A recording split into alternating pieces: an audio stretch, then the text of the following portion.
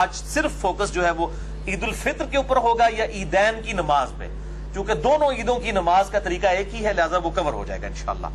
اس context میں انشاءاللہ میں کل 17 صحیح الاسناد احادیث ڈسکس کروں گا۔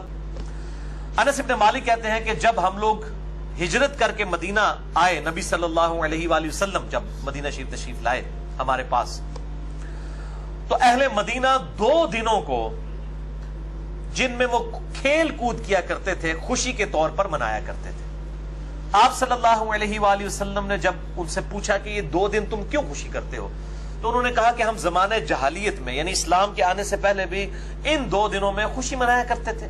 تو آپ صلی اللہ علیہ وآلہ وسلم نے فرمایا اللہ تعالیٰ نے تمہیں جاہلیت کے ان 2 ایام کے بدلے میں خوشی کے 2 دن عطا فرما دیے ہیں۔ نمبر 1 یوم الاضحیٰ یعنی 10 ذو الحجہ بڑی عید کا دن، اور نمبر 2 یوم الفطر یعنی 1 شوال چھوٹی عید کا دن۔ یہ 2 خوشی کے دن تمہیں ان جاہلیت کے 2 دنوں کے بدلے میں اللہ تعالیٰ نے عطا فرما دیے الحمدللہ۔ دوسری حدیث ترمذی میں موجود ہے، سنن ابن ماجہ میں بھی، المستدرک للحاکم میں بھی، امام حاکم اور امام ذہبی نے تصحیح کی ہے، مشکات میں 1440 ہے کہ نبی صلی اللہ علیہ وآلہ وسلم جب عید الفطر کے لیے گھر سے نکلتے تو کچھ نہ کچھ کھا کر جایا کرتے، اور عید الاضحیٰ کے دن واپسی پر آ کر کھایا کرتے تھے۔ اور بخاری مسلم میں آتا ہے کہ آپ قربانی کرنے کے بعد اسی کے گوشت کے ساتھ ناشتہ فرمایا کرتے تھے۔ لیکن ظاہر ہے یہ وہی کرے گا جس کا جانور فوراً قربان ہو جائے۔ اب جس کا اب ہونا ہے زور کے بعد یا اگلے دن، تو وہ کہتے ہیں نہیں روزہ رکھنا ہے۔ یہ میں نے مسئلہ نمبر 52 میں بتایا تھا، روزہ کو نہیں رکھنا ہوتا، مثلا ایک مستحب کام ہے، وہ کر لے ثواب، کوئی نہ کرے تو کوئی گناہ والا معاملہ نہیں ہے۔ اسی کانٹیکسٹ میں صحیح بخاری میں ایک اور حدیث ہے، مشکات میں 1433 کہ نبی صلی اللہ علیہ وآلہ وسلم عید الفطر کے دن طاق عدد میں کھجوریں جو ہے وہ کھا کر جایا کرتے تھے، تناول فرما کر۔ یعنی چھوٹی عید کے لیے جانا ہے تو کچھ کھا کر، اور کھا کے کیا جانا ہے، طاق تعداد میں کھجوریں۔ اب طاق میں صرف 3 سے نہیں طاق شروع ہوتا، 1 بھی کھا سکتے ہیں، وہ طاق میں شمار ہوگا، 1 3 5 7 جتنے بھی ہو سکتے ہیں۔ باہر کھجوریں تھوڑی ہو گئے جی طاق ہے، طاق 3 تو نہیں شروع ہوتا، طاق 1 تو شروع ہوتا ہے۔ بخاری مسلم کی حدیث ہے اللہ وطر ہے اور وطر سے محبت فرماتا ہے، یعنی اللہ طاق ہے، وطر عربی میں کہتے ہیں طاق کو، آٹ انگلش میں ہم کہتے ہیں۔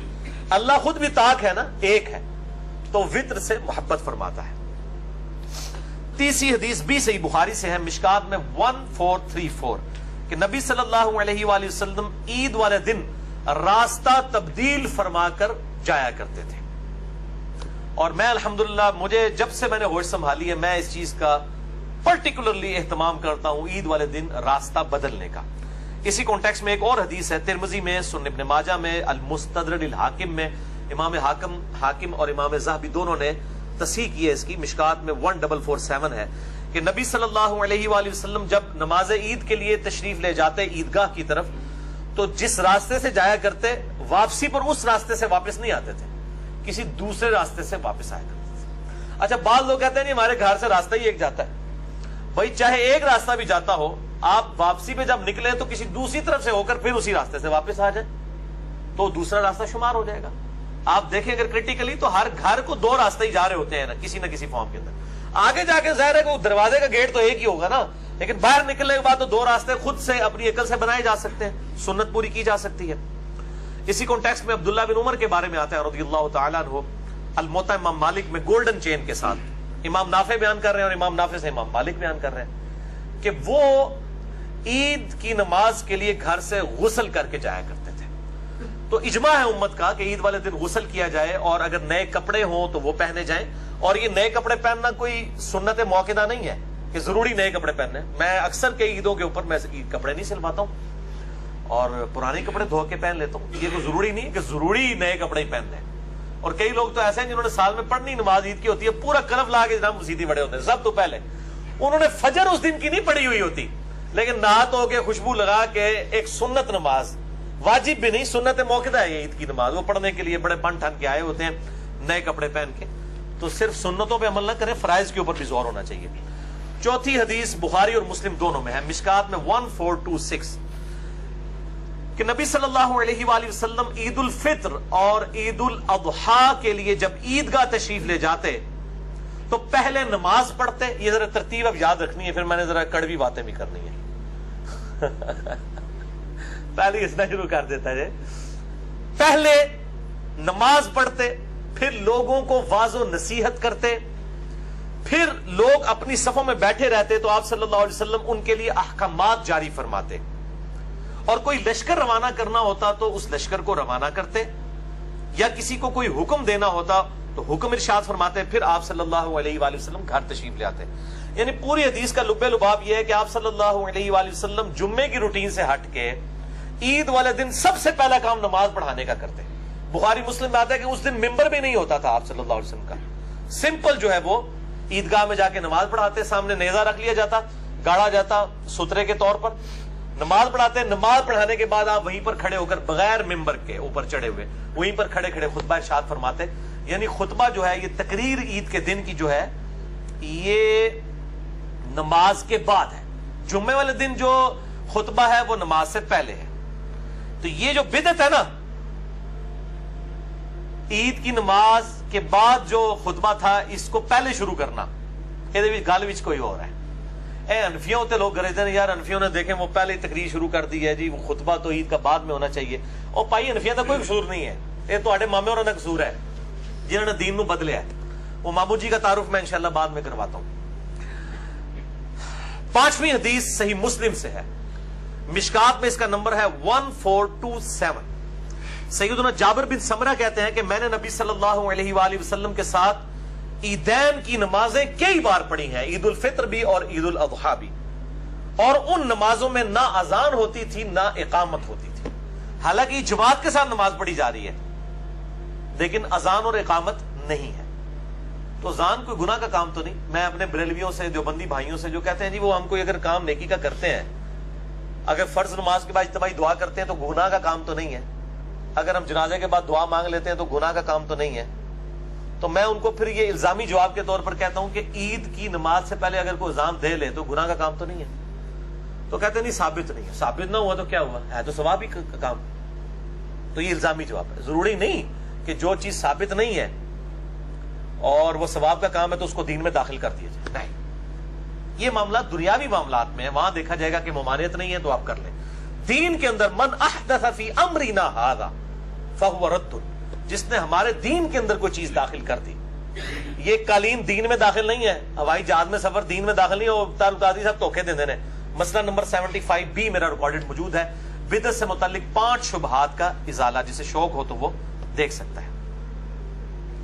6ٹھی حدیث بھی بخاری اور مسلم دونوں میں ہے, مشکات میں 1429. ابن عباس کہتے ہیں جب ان سے پوچھا گیا کہ آپ صلی اللہ علیہ وآلہ وسلم کے ساتھ آپ نے عید پڑھی ہے, تو انہوں نے کہا ہاں بالکل پڑھی ہے. آپ صلی اللہ علیہ وآلہ وسلم عید کی نماز پڑھانے کے لیے تشریف لاتے ہیں تو سب سے پہلے نماز پڑھاتے ہیں. یہ سارے پوچھتے پہ نا بزرگوں کو کہ جی دسو نماز پڑھی تھے کنج پڑھ دے, ایک گل وچ کوئی اور ہے بھائی.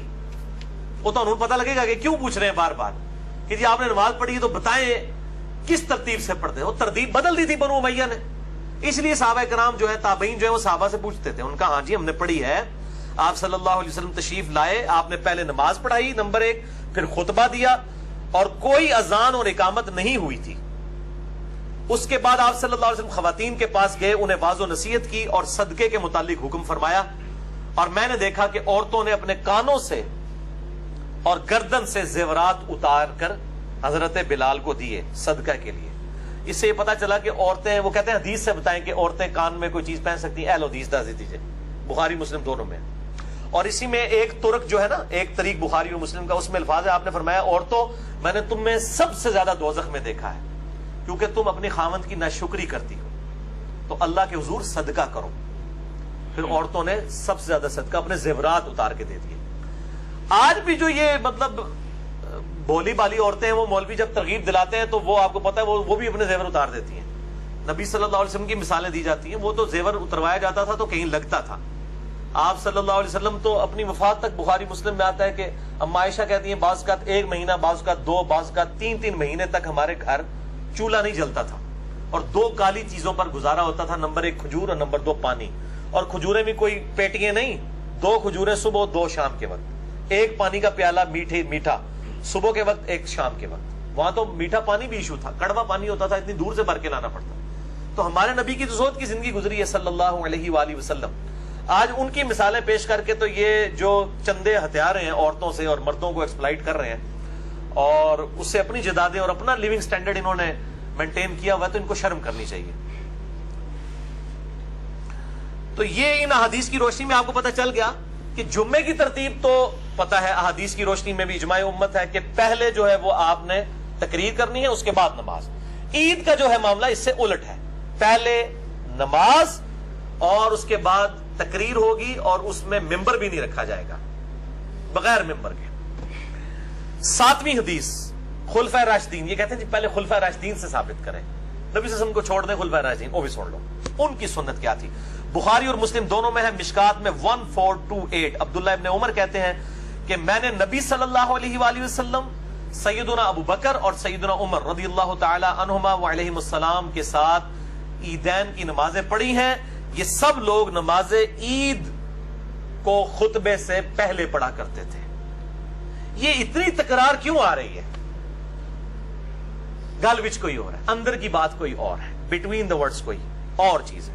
پھر اسی حدیث کا ایک طریق آتا ہے اسی سے ملتا جلتا، بخاری اور مسلم دونوں میں، صحیح بخاری میں 5573، صحیح مسلم میں 5098 اور الموطا امام مالک میں ڈیٹیل کے ساتھ ہے. یہ ابو عبید تابعی کہتے ہیں کہ میں نے سیدنا عمر کے ساتھ عید کی نماز پڑھی، انہوں نے پہلے نماز پڑھائی اور پھر خطبہ دیا اور فرمایا کہ نبی صلی اللہ علیہ وآلہ وسلم نے عید الفطر اور عید الاضحیٰ کے دن روزہ رکھنے سے منع فرمایا اور فرمایا کہ یہ خوشی کے دن ہے.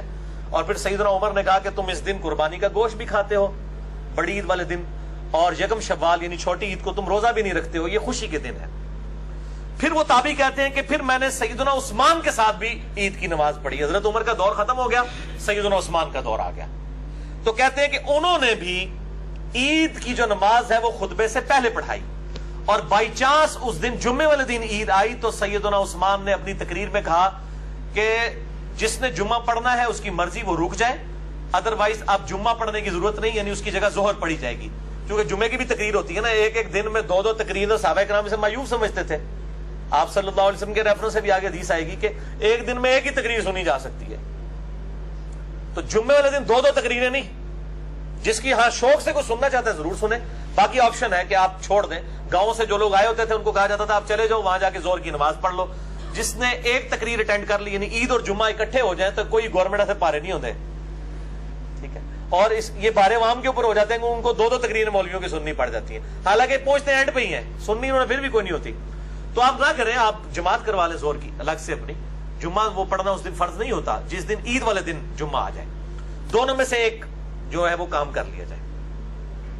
اچھا، تو سیدنا عثمان نے کہا کہ جس نے اب عید پڑھ لی اس کی مرضی جمعے کے لیے رکے ورنہ چلا جائے، اور آپ نے نماز کے بعد خطبہ دیا. پھر ابو عبید تابعی کہتے ہیں کہ پھر سیدنا علی کا دور آ گیا، اس اعتبار سے کہ جب سیدنا عثمان کو محصور کر دیا باغیوں نے. اس حدیث میں الفاظ ہے کہ حضرت عثمان خلیفہ راشد ہی تھے لیکن باغیوں نے ان کو گھر میں محصور کر دیا، تو سیدنا علی ابن ابی طالب نے ہمیں نماز عید پڑھائی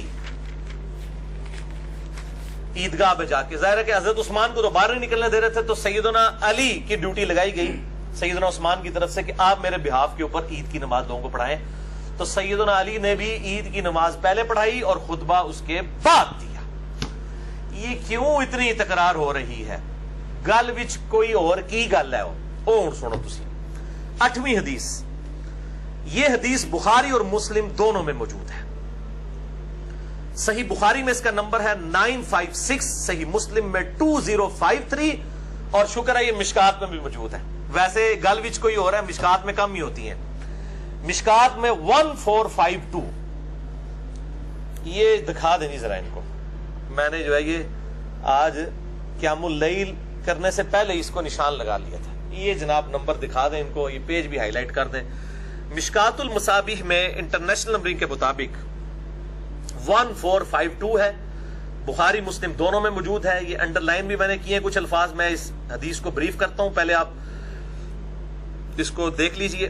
اسی طریقے سے کیمرے میں بھی آ جائے گا تاکہ بعد میں سمجھانا مجھے آسان ہو جائے گا کہ یہ بدعت کس نے شروع کی کہ اس نے جمعے کی نماز کی طرز کے اوپر خطبہ جو ہے وہ تقریر جو ہے وہ نماز سے پہلے شروع کروا دی. وہ اب آپ سن لیے. ابو سعید خدری رضی اللہ تعالیٰ عنہ کہتے ہیں اسی حدیث میں بخاری مسلم دونوں میں، مشکات 1452، کہ عید الفطر اور عید الاضحیٰ کے لیے جب نبی صلی اللہ علیہ وآلہ وسلم تشریف لے جاتے تو پہلے نماز پڑھتے، پھر کھڑے ہو کر خطبہ دیتے اور لوگوں کو اپنی طرف متوجہ کرتے، اور پھر کوئی لشکر بھیجنا ہوتا تو بھیجتے، پھر صدقے کی ترغیب دلاتے، خواتین سب سے زیادہ صدقہ اور خیرات کیا کرتی تھی، اور پھر آپ صلی اللہ علیہ وآلہ وسلم گھر تشریف لے جاتے، اور یہ معمول ایسے ہی رہا حتیٰ کہ مروان بن حکم کا دور آ گیا۔ مروان بن حکم اسی مدینہ شریف میں جہاں ابو سعید خدری رہتے تھے، یہ مکے اور مدینے یعنی حجاز کا گورنر بنایا گیا تھا حضرت معاویہ کی طرف سے رضی اللہ تعالیٰ عنہ۔ وہ کہتے ہیں جب مروان گورنر بنا، ان کا جب زمانہ آ گیا تو ابو سعید خدری کہتے ہیں ظاہر ہے کہ وہ حاکم وقت نہیں، گورنر وقت نہیں نماز پڑھانی ہوتی تھی، وہ کہتے ہیں کہ مروان کی کمر پر ہاتھ رکھ کر میں نماز عید کے لیے آیا، یعنی بوڑھے ہو چکے تھے ابو سعید خدری، اور یہ 74 ہجری میں فوت ہوئے ہیں، حضور کے بعد 63 سال تک زندہ رہے ابو سعید خدری، اور کثرت سے جو 7 صحابہ احادیث روایت کرنے والے ہیں ان میں ابو سعید خدری بھی شامل ہے۔ کہتے ہیں میں بوڑھا ہو چکا تھا، میں مروان بن حکم کی کمر پر ہاتھ رکھ کر نماز عید کے لیے روانہ ہوا، حتیٰ کہ ہم عیدگاہ پہنچے تو کہتے ہیں میں نے دیکھا کہ کثیر ابن الصلت نے گارے اور اینٹوں کا ممبر تیار کر رکھا ہے۔ پہلی بدعت، ممبر تیار کیا، اصل میں انہوں نے کتے دے مول نہیں سی کوئی پوچھتا، مولا علی تے گالا نہیں کٹتے سن ممبر ہوتے، تو ان کے پاس یہی ایک موقع آتا تھا، جیسے آپ اعتکاف بیٹھتے ہیں تو آپ ویسے تو علماء کی تقریریں نہیں سنتے، اعتکاف میں آپ علماء کے قابو آئے ہوتے ہیں تو وہ آپ کو فجر کے بعد بھی درس، زہر کے بعد بھی درس، عصر کے بعد بھی درس، تو وہ آپ کو جی مصیبت میں ڈال دیتے ہیں۔ پھر رات کو قیام میں کوئی اور کھڑا ہو نہ ہو، لیکن اعتکاف والوں سے سارے ایکسپیکٹ کر رہے ہوتے ہیں کہ انہوں نے راتی کھلونا چاہیے، یہ یعنی لوہے دے بڑے ہوئے نے دیہڑی درس دیں راتی انہوں نے قیام کھلا دیں۔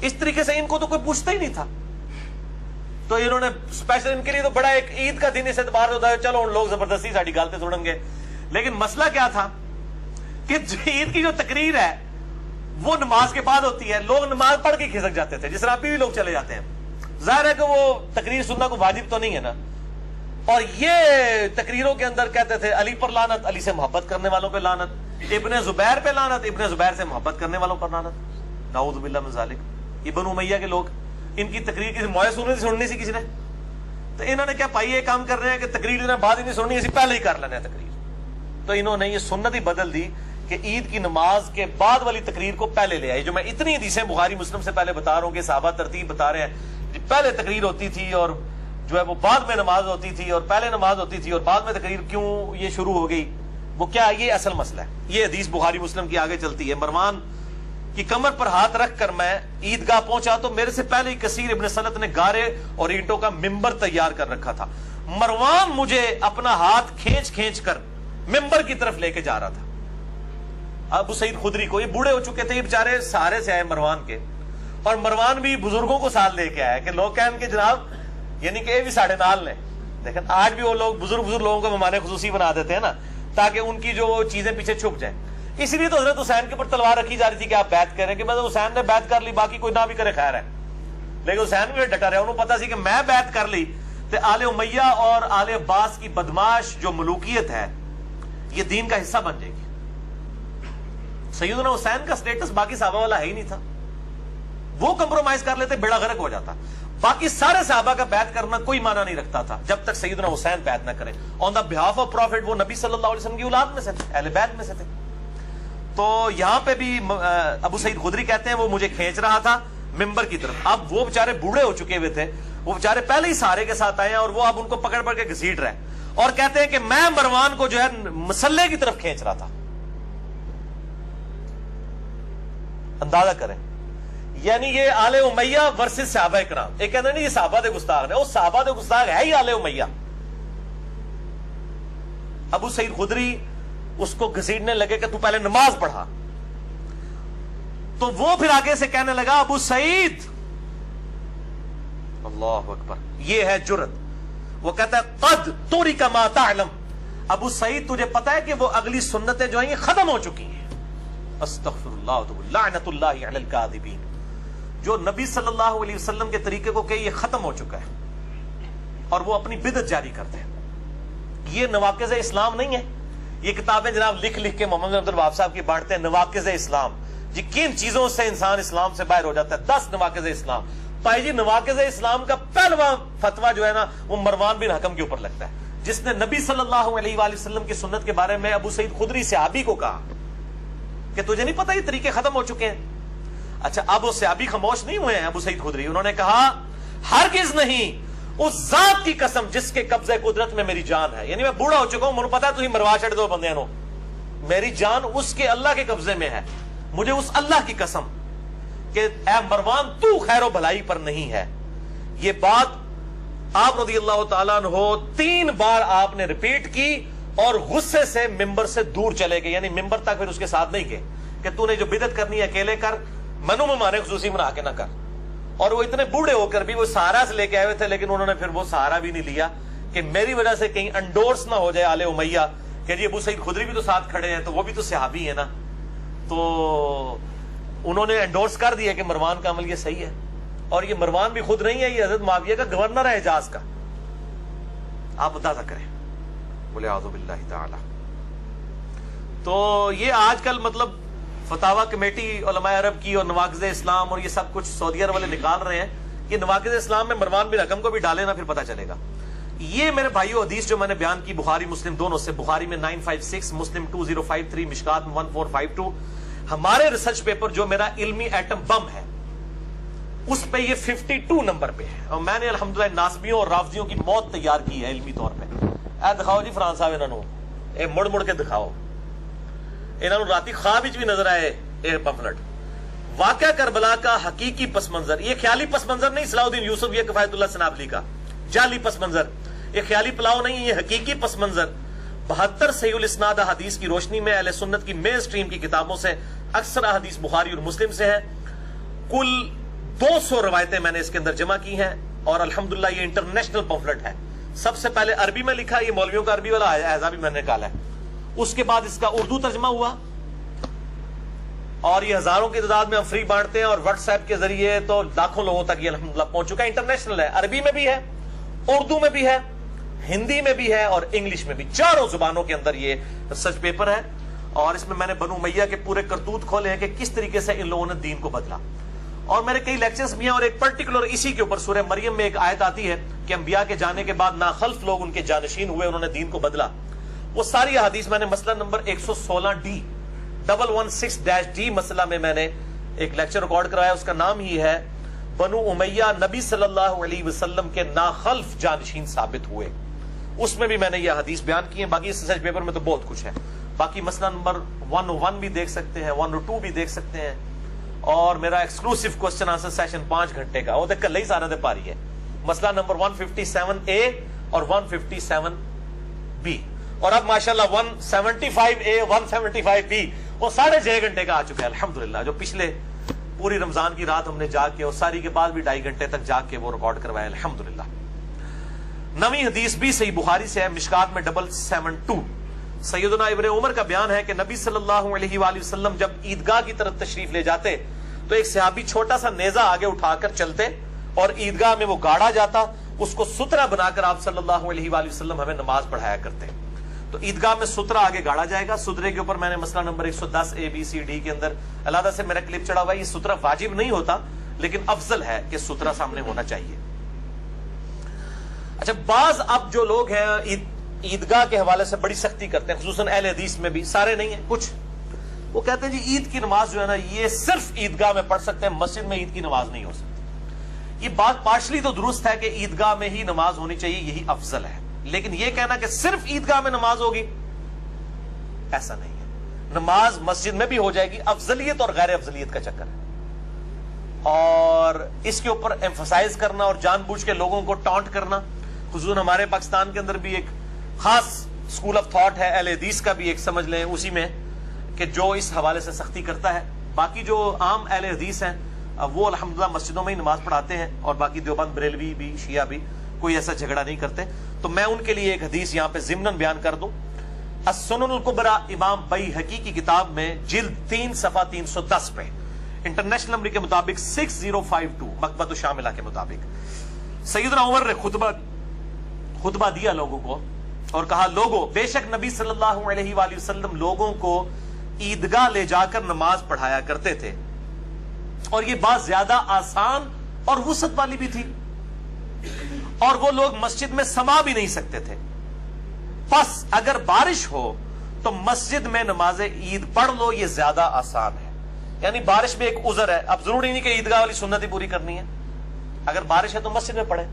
اور اسی طریقے سے عیدگاہ اگر کہیں پر اویلیبل نہیں ہے، گراؤنڈز اویلیبل نہیں ہے، بعض کا سیکیورٹی ریزنز بھی ہو جاتی ہیں، کیٹاسٹرافک کنڈیشن کے اندر مسجد کے اندر عید کی نماز بالکل درست ہوگی۔ اس کو سپورٹیو ایک حدیث بھی ہے لیکن وہ ضعیف ہے، سنن ابی داؤد کے اندر مرفوع حدیث بھی موجود ہے، مشکات میں 1448 اور ابو داؤد کے حوالے سے، لیکن وہ ضعیف ہے، میں بیان کرنا بھی اس کو مناسب نہیں سمجھتا۔ 10ویں حدیث بھی بخاری اور مسلم دونوں میں ہے، مشکات میں 1430۔ ابن عباس رضی اللہ تعالیٰ عنہ کہتے ہیں کہ نبی صلی اللہ علیہ وآلہ وسلم نے عید الفطر کی 2 رکعت نماز پڑھائی، اور اس سے پہلے اور بعد میں کوئی نماز نہیں پڑھی۔ یعنی نماز عید سے پہلے 2 رکعت تحیت الوضو یا تحیت المسجد نہیں پڑھ سکتے، عید کی نماز کا پروٹوکول ہے، عید سے پہلے بھی کوئی نماز نہیں پڑھ سکتے، بعد بھی کوئی نماز، اس دن اشراق کی نماز بھی نہ پڑھے، چاش بھی نہ پڑھے، وہ نماز عید خود بخود ایکویلنٹ بن گئی اس کی۔ جیسا کہ رمضان سے کنزیکٹو پہلے شعبان کے آخری دنوں میں روزہ رکھنا منع ہے تاکہ رمضان کا پروٹوکول رہے، عید کا پروٹوکول یہ ہے کہ عید والے دن اس اشراق کے ٹائم کے اندر آپ جو ہے وہ کوئی اور نماز نہیں پڑھیں گے سوائے عید کی نماز کے۔ اچھا، اور یہ عید کی نماز کے ٹائم کے اوپر بھی اجماع ہے کہ یہ زوال آفتاب سے پہلے پہلے رہے گا، جو مکروہ وقت شروع ہوتا ہے اس کے بعد زوال آفتاب یعنی ابتدائی ظہر ہو جاتی ہے، اس سے پہلے پہلے آپ نے عید کی نماز کو پڑھ لینا، نہیں اشراق اور چاش کے وقت کے اندر عید کی نماز پڑھنا سنت ہے۔ 11ویں حدیث جامع ترمذی سنن ابن ماجہ میں ہے، صحیح سند کے ساتھ سنن ابی داؤد کے اندر ہے 1151، مشکات میں 1441 ہے، مشکات والی سند ضعیف ہے لیکن اس کے فٹ پہ شیخ زبیر صاحب نے ابو داؤد 1151 کا حوالہ دیا ہے کہ نبی صلی اللہ علیہ وسلم نے نماز عیدین میں پہلی رکعت میں قرات کرنے سے پہلے 7 تکبیرات اور دوسری میں قرات سے پہلے 5 تکبیرات کہیں۔ یہ 6 تکبیرات کوئی ثابت نہیں، یہ 12 تکبیرات ہیں۔ 12 ہم تو 6 کے اوپر بھی خوش ہیں، چلو کسی بہانے رفع الیدین کرتے تو ہے سال بعد، نہ انہیں پیچھے پڑھ بھی لیا کرو۔ بعض لوگ پوچھتے ہیں جی حنفیوں کے پیچھے پڑھ لیں اور کوئی آپشن نہیں، پڑھ لیا کرو جناب۔ اور وہ جو 6 کر رہے ہیں نا، 6 دفعہ چلو رفع الیدین کرتے ہیں، کم از کم وہ خود شرم تو محسوس کریں گے، جو کہتے ہیں جی بت رکھ کے آتے تھے اس لیے رفع الیدین ہوتا تھا، اب ان بے شرموں کو پتہ چلے گا بھی عید والے دن تم نے بھی بت رکھے ہوئے ہیں، ٹھیک ہے۔ اور دوسری طرف سلفی ضد میں آئے ہوئے ہیں، وہ کہتے ہیں جی عید کا جو رفع الیدین ہے یہ نہ بھی کرو خیر ہے، انہوں نے کہا تسی کرتے ہو تو پوچھ لیتے ہیں۔ ہاں شیخ البانی کا فتویٰ ہے، وہ کہتے ہیں جی عید اور جنازے کی تکبیرات کے ساتھ رفع الیدین کوئی نہیں۔ اور یہاں بھی ایک مولانا صاحب عید سے پہلے کہہ رہے تھے آج کوئی نہ بھی کرے خیر ہے، کیوں بلکہ ان کا بس چلے نا یہ عید والا رفع الیدین ختم کرا دیں، کہ چونکہ حنفی کر رہے ہیں اس لیے ختم کرو، انہوں نے کیوں کیتا ہے، ٹھیک ہے نا۔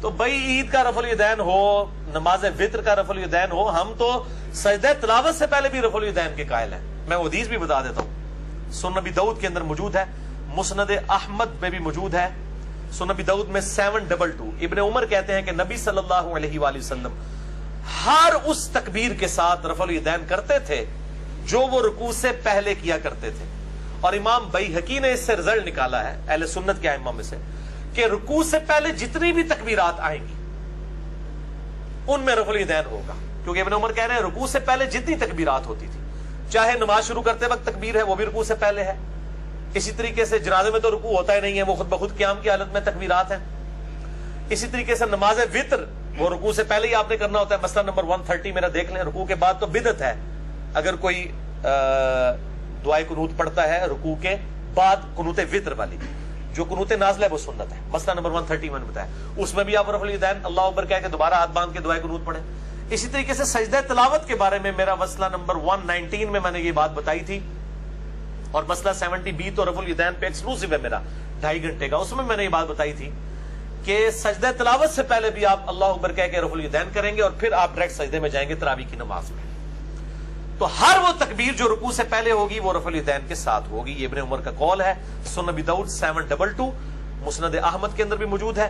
لہٰذا الحمدللہ ہم یہ تمام چیزوں پہ رفع الیدین کے قائل ہیں، اور یہ تو ہر رفع الیدین کے اوپر ہر انگلی کے اوپر نیکیاں ملتی ہیں، سنن طبرانی کے اندر موجود ہے، ہر انگلی کے اوپر 10 نیکیاں ہیں جو رفع الیدین کرتا ہے۔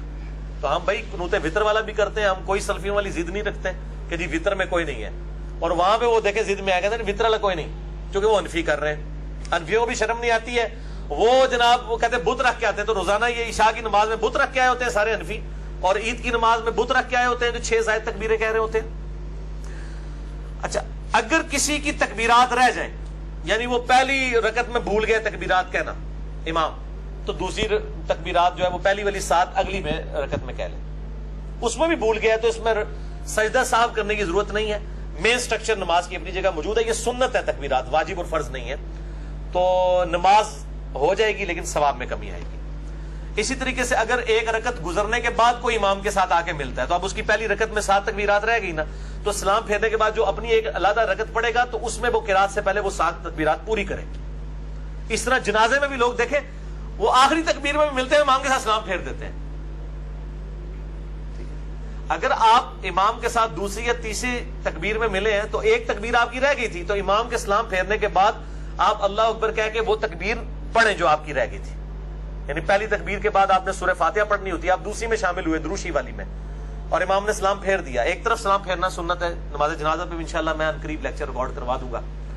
تو امام جب ایک طرف سلام پھیر کے نماز جنازہ ختم کر دے تو آپ کی جو ایک تکبیر رہ گئی تھی وہ آپ بعد میں کہیں, پھر آپ اپنا سلام الگ سے پھیریں, جس طرح عام نمازوں میں رکھتے رہ جاتی ہیں تو آپ کرتے ہیں, اپنی رکھتے پوری کرتے ہیں. عید میں بھی اس طرح کریں گے, جنازے میں بھی. عید کی نماز سنت ہے, موقدہ ہے, واجب نہیں ہے, اور یہ جماعت کے ساتھ یہ اکیلے آپ نہیں پڑھ سکتے. اگر کسی کی رہ گئی تو ٹھیک ہے. بعض امام بخاری نے بھی ایک قول سا نقل کیا, وہ بے سند ہی ہے, کہ جس کی عید کی نماز رہ جائے تو وہ 2 نفل پڑھ لے اس کی جگہ. یہ امت نے اس کو ایکسیپٹ نہیں کیا. اجماع امت اسی کے اوپر ہے کہ نماز عید جو ہے وہ جماعت کے ساتھ ہے, اس کا ایکویلنٹ کوئی اور نماز نہیں. رہ گئی تو خیر ہے, جس کی فجر کی رہ گئی ہوئی ہے انہیں عید کی پڑھ کے کیا لینا ہے, اور عید کی نماز اگر کسی نے چھوڑ بھی دی ہے وہ گناہگار نہیں ہوگا, ایک فضیلت سے محروم رہا ہے, کیونکہ وہ فرض و واجب نہیں ہے. اچھا احناف جو ہیں وہ میں نے بتایا 6 تکبیریں کہتے ہیں, اور سنن ابی داؤد سے میں نے حدیث بیان کی ہے 1151 کہ آپ صلی اللہ علیہ وآلہ وسلم قرات سے پہلے 7 تکبیرات پہلی رکعت میں کہتے ہیں, اور دوسری رکعت میں 5 تکبیرات قرات سے پہلے کہتے ہیں. یعنی 2 رکعت عید کی نماز ہوگی, اس کا طریقہ بھی سن لیں. 2 رکعت نماز ہوگی, کوئی اقامت نہیں ہوگی, کوئی اذان نہیں ہوگی, ڈائریکٹ اللہ اکبر کہہ کر آپ اس نماز کو شروع کریں گے. اور پہلی رکعت کے اندر سورۃ الاعلی پڑھنا اور دوسری میں سورۃ الغاشیہ پڑھنا سنت ہے. یہ صحیح مسلم میں موجود ہے, مشکات میں 840, اور صحیح مسلم میں یہ ایک اور حدیث ہے مشکات میں 841. وہ 840 تھی, مشکات میں یہ 841 ہے, کہ عید الفطر اور عید الاضحیٰ میں سورہ قاف پارہ نمبر جو 26 میں ہے, اور سورۃ القمر پارہ نمبر 27 میں, یہ بھی آپ صلی اللہ علیہ وآلہ وسلم سے پڑھنا ثابت ہے. اور جمعے میں تو ہمیشہ ہی سورۃ الاعلی اور سورۃ الغاشیہ ہے, اور اس طریقے سے عیدین کی نمازوں میں بھی ایکویلنٹ موجود ہے. تو 2 رکعت نماز ہوگی, اللہ اکبر کہہ کر ہاتھ باندھے جائیں گے, ثنا پڑھی جائے گی, ثنا پڑھنے کے بعد پھر اللہ اکبر کہہ کر تکبیر کہی جائے گی, اور ہاتھ دونوں دوبارہ سے باندھ لیے جائیں گے. حنفی چھوڑ دیتے ہیں, اگر کوئی چھوڑ بھی دے خیر ہے, ہمارے نزدیک تو چھوڑنا باندھنا دونوں ہی ثابت ہے. ہم تو مطلقاً بھی چھوڑ کے نماز پڑھنے کے قائل ہیں. تو جو ہاتھ چھوڑ کے نماز پڑھ رہے وہ چھوڑ دیا کرے, جو باندھ کے پڑھ رہے وہ باندھ لیا کرے, دونوں کام کیے جا سکتے ہیں. پھر دوسری تکبیر کے بعد بھی اللہ اکبر, اور اس میں امام کو چاہیے اتنا لمبا اللہ اکبر نہ کہ وہ اتنا لمبا اللہ اکبر کہتے ہیں کہ مقتدی پہلے ہی اللہ اکبر کہہ دیتے ہیں. ان کی نماز اگر پہلی والی تکبیر تھی نا نماز شروع, وہ تو نماز شروع ہی نہیں ہوئی. تو مختصر اللہ اکبر پہلے والا ہونا چاہیے, اللہ اکبر, اللہ اتنا لمبا کہتے ہیں پہلے ہی اللہ اکبر کہہ کے ہاتھ مان لیتے. تو پہلا اللہ اکبر تو ضرور چھوٹا کہا کریں تاکہ نماز شروع ہو جائے. بیچ والے آگے پیچھے بھی ہو جائے نماز ہو جائے گی, لیکن پہلے والا اگر امام سے پہلے ہو گیا نماز شروع ہی نہیں ہوگی. تو اللہ اکبر کہہ کے دوسری دفعہ اللہ اکبر کہہ کے ہاتھ باندھے, اس طرح 7 تکبیریں. اس کے بعد امام اعوذ باللہ من الشیطان الرجیم, بسم اللہ الرحمن الرحیم, سورۃ الفاتحہ, اس کے بعد سورہ الاعلی پڑھے گا, اس کے بعد رکوع میں چلا جائے گا, اور پھر اسی طریقے سے نارمل نماز. پھر دوسری رکعت میں جب وہ کھڑا ہوگا تو کھڑا ہو کے سورہ فاتحہ کی قرات نہیں شروع کرے گا, بلکہ پہلے 5 تکبیرات وہ کہے گا, اللہ اکبر کہہ کے ہاتھ باندھے گا, پھر دوسری دفعہ, پھر تیسری دفعہ, چوتھی دفعہ, 5ویں دفعہ, اور پھر بسم اللہ کہہ کے سورۃ الفاتحہ, اور پھر ساتھ سورۃ الغاشیہ پڑھے گا. یا سورہ قاف اور سورۃ القمر بھی پڑھ سکتے ہیں, دونوں صحیح مسلم کے اندر موجود ہیں الحمدللہ. یہ نماز عیدین کا طریقہ ہے، اور عید الفطر اور عید الاضحیٰ دونوں کے لیے یہ طریقہ ہے۔ اب آ جائیں آپ نماز عیدین کے طریقے، تو وہ تو ہوتی 2 رکعت ہے، چاہے وہ عید الاضحیٰ ہو یا عید الفطر ہو، 2 رکعتیں ہوتی ہیں، اور اس میں 12 تکبیرات ہوتی ہیں، جو ابو داؤد کے اندر حدیث موجود ہے، الموطا امام مالک کے اندر موجود ہے کہ 7 تکبیرات سورۃ الفاتحہ سے پہلے پہلی رکعت میں، اور 5 تکبیرات سورۃ الفاتحہ سے پہلے دوسری رکعت۔ یہ طریقہ ہے، اور اگر کوئی بھول جائے تو رکوع کے بعد بھی کر سکتا ہے۔ اس میں طریقہ یہی ہے کہ اللہ اکبر کہہ کے آپ نماز شروع کریں گے۔ اگر آپ نے وضع الیدین کیا ہے تو آپ جب تکبیرات کہیں گے اللہ اکبر تو دوبارہ ہاتھ باندھیں گے۔ اگر آپ ارسال الیدین کر رہے ہیں تو اللہ اکبر اللہ اکبر، یوں 7 تکبیرات کو آپ پورا کریں گے، اور اس کے بعد یعنی ثنا پڑھنے کے بعد 7 تکبیرات، پھر اعوذ باللہ بسم اللہ پڑھ کے امام نے سورۃ الفاتحہ پڑھنی ہے، آپ نے سننی ہے، اور دوسری رکعت میں امام جب سورۃ الفاتحہ شروع کرنے لگے گا اس سے پہلے وہ تکبیرات کہتا ہے۔ اگر کوئی پہلے میں بھول گیا ہوا ہے تو دوسرے میں 12 پوری کر لے، یعنی یہ زائد تکبیرات ہی ہیں، سنت افضل عمل ہے۔ تو عید کی نماز کے اندر یہ ایک مین چیز ہے، اور عید کی نماز جمعے کی طرح دن کی نماز ہونے کے باوجود جہری نماز ہے۔ ویسے دن کی جتنی نمازیں ہیں وہ سرن ہیں، چاہے زور ایسا ہے، جمعے کی بلند آواز سے ہوتی ہے، اور عید کی بھی اگرچہ دن کی نماز ہے لیکن وہ جہرن پڑھی جاتی ہے۔ اور دوسرا فرق یہ ہے کہ جمعے میں خطبہ پہلے ہوتا ہے، نماز بعد میں، اور عیدین کے اندر کیا ہوتا ہے، نماز پہلے خطبہ بعد میں۔ یار میں نے بتایا ہے کہ اگر رسال الیدین کر رہے ہیں تو رسال الیدین کریں گے، اگر وضع الیدین کرنا ہے وضع الیدین، چھوڑنا نہیں ہے۔ انفی چھوڑتے ہیں مجھے پتا ہے، ہاں وہ میں نے کلیئر کر دیا کیا کرنا ہے، اس لیے کہ اس کو مزید کلیئر کرتے ہیں۔ تو عید کی نماز کے اندر ہمارے حنفی بھائیوں کے اندر یہ چیز موجود ہے کہ وہ ارسال الیدین کرتے ہیں، اور آخری دفعہ جب وہ تکبیر کہتے ہیں، خیر وہ 12 تکبیریں تو کہتے بھی نہیں، وہ 6 تکبیریں کہتے ہیں، تو اس کو باندھتے ہیں۔ تو ٹھیک ہے یار، کسی بہانے چلو سال بعد یا رفع دین کر رہے ہیں کرن دو، شکر ہے کہ وہ جو گھوڑوں کی دموں والا انہوں نے ایک تماشا لگایا ہوا تھا، اور وہ کہتے تھے وہ بت رکھ کے آتے تھے، وہ ساری چیزیں ختم ہو جاتی ہیں۔ رفع الیدین نماز کا سکون برباد کرتا ہے، تو جے سال بعد وہ سکون والی نماز دی بے سکونی کرنے لگے نا، یعنی سنت کے مطابق عمل کرنے ہی لگے، تو کرنے دیں یار، باندھنا کرا دیو کدھر رفع الیدین ہونا تھا۔ عید قائم ہے تو ان کی ڈاکٹرین ختم ہے، وہ کہتے ہیں نماز کے سکون کو برباد کرتا ہے تو پھر ہر رفع الیدین کرے گا۔ وہ کہتے ہیں بس پہلا ٹھیک ہے، اس کے بعد جو ہے وہ برباد کرتا ہے، تو وہ قنوت وتر والا بھی رفع الیدین کرتے ہیں، ان کو کرنے دیں، ہم بھی کرتے ہیں۔ یہ ہو گیا جناب عیدین کا طریقہ، دونوں عید کی نمازوں کا یہی طریقہ ہے، اور نیت سب کے لیے وہی ہے، ذہن میں حاضر کرنی ہے۔ لوگ عید والے دن نیت یاد کرا رہے ہوتے ہیں کہ جناب یاد کر لو ہے کرنی ہے۔